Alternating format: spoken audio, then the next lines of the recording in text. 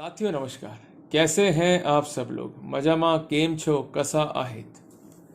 साथियों, आज एक इम्पॉर्टेंट टॉपिक अपन डिस्कस करने वाले हैं कि जब भी आप कोर्ट केस को लड़ते हैं तो कई बार ये देखा होगा कि डिसीजन हमारे खिलाफ चला जाता है और उस डिसीजन को हम हायर कोर्ट में जाके चैलेंज करते हैं। जिन आधारों पर हम अपनी अपील फाइल कर रहे हैं उन सब आधारों में एक आधार ऐसा भी है जिसको हम अक्सर अनदेखा करते हैं, जिस पर हम गौर ही नहीं फरमाते। अगर उस आधार को देखकर या उसे कंसीडर करते हुए या उसे अपील के मीमों में इंकॉर्पोरेट करते हुए अपील को ड्राफ्ट किया जाए तो निश्चित तौर पे एक ऐसा आधार हमें मिल जाएगा जो हमें सफलता की ओर अग्रसर कर सकता है।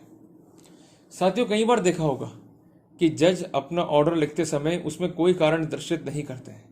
उसे कहते हैं अनरीजन्ड ऑर्डर। ऐसे ऑर्डर नॉन स्पीकिंग होते हैं और किसी भी रूप में उनको विधिक रूप से ग्राह्यता नहीं दी जा सकती।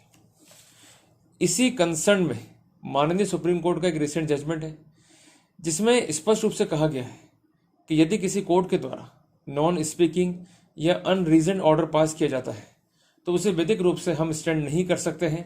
It is liable to be set aside. सबसे पहले हम केस का नाम नोट करेंगे, जजमेंट की डेट नोट करेंगे और उसमें क्या प्रिंसिपल लेट डाउन हुआ उसको फिर हम नोट करेंगे।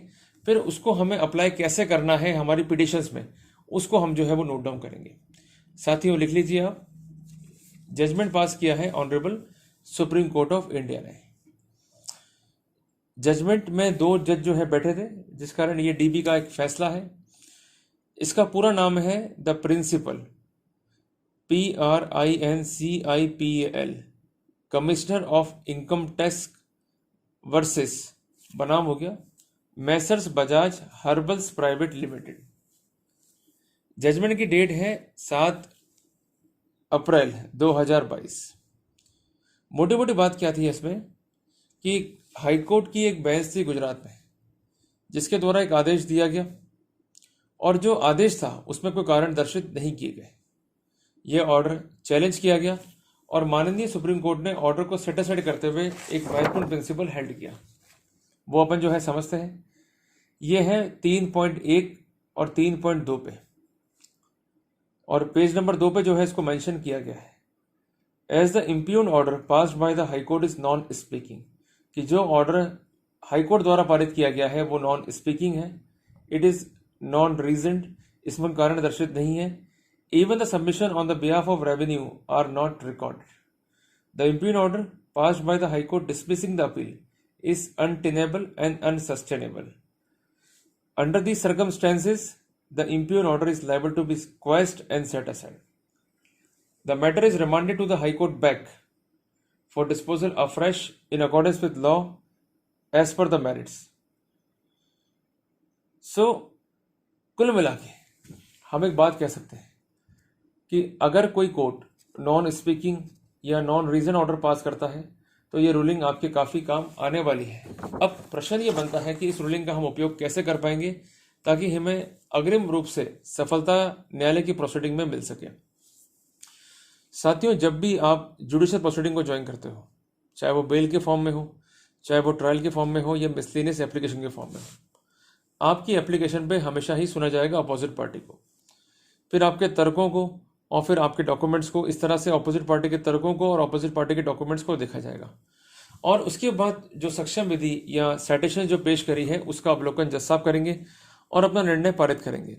पर अपना निर्णय पारित करते समय उन्हें इन फैक्ट्स को और लीगल पोजीशन को डील विद करना है और उसके संदर्भ में अपना निर्णय पारित करना है।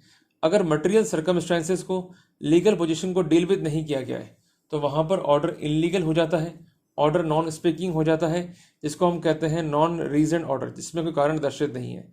इवन कोई जस्टिफिकेशन भी ऐसे ऑर्डर का नहीं होता है। ऐसे पर्सपेक्टिव में ऑर्डर को विधिक रूप से अपन ग्राह्य नहीं कर सकते और ऐसा ऑर्डर सेट असाइड होने योग्य है। तो हमें करना क्या है, अगर ऐसी स्थितियां हमें ऑब्जर्व हुई है तो जब भी अपील ड्राफ्ट कर रहे हैं तो उसमें अलग से एक पैरा बनाइए और उसमें एक बात को लिखिए कि ट्रायल कोर्ट में इन फैक्ट्स को पेश किया गया था, इन लीगल पॉइंट्स को पेश किया गया था, पर ट्रायल कोर्ट ने ना तो फैक्ट्स कंसिडर किए ना ही लीगल पॉइंट कंसिडर किए। The judgment was passed without considering the legal position, जो कि माननीय सुप्रीम कोर्ट के निर्णय जो मैंने आपको बताया 100 के अगेंस्ट है, जिसकी लाइट में इम्प्यून ऑर्डर को सेटिस्फाइड या क्वेश्चन किया जाए। अगर ये तर्क भी आप इनकॉर्पोरेट करते हैं तो निश्चित मानिएगा कि आपको जजमेंट में सफलता मिलने की पूर्ण स्थिति रहेगी। क्योंकि जब आप हायर अथॉरिटी के सामने होते हैं तो उनको ये भी देखना होता है कि निचली कोर्ट ने आपके फैक्ट्स पर या आपके लीगल पोजीशन पर कितना ध्यान दिया।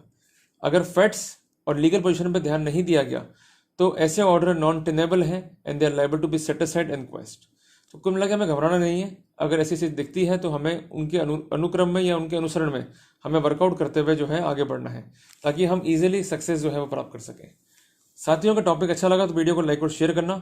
मिलते हैं एक नए टॉपिक के साथ, तब तक के लिए जय हिंद जय भारत।